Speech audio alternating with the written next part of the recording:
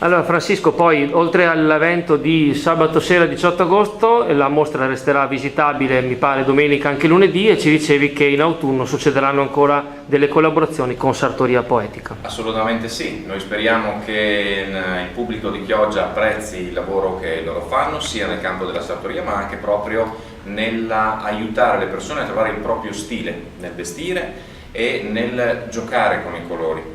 E quindi li avremo ospiti in autunno con dei corsi. Un mese fa abbiamo presentato il corso di trucco e di armocromia con Eleonora Giora, e anche lei sarà protagonista dell'autunno, e l'ultimo evento estivo che presenterà i corsi per l'autunno è il 26 agosto, quando ci sarà la benedizione mondiale del grembo e la tenda rossa di Chioggia con Giulia Gennari e Rosy Pagan si riuniranno proprio qui a Palazzo Goldoni per questo evento mondiale, e ci sarà la presentazione delle attività autunnali riservate alle donne in questo caso specificamente, che saranno proprio ospitate qui a Palazzo Goldoni.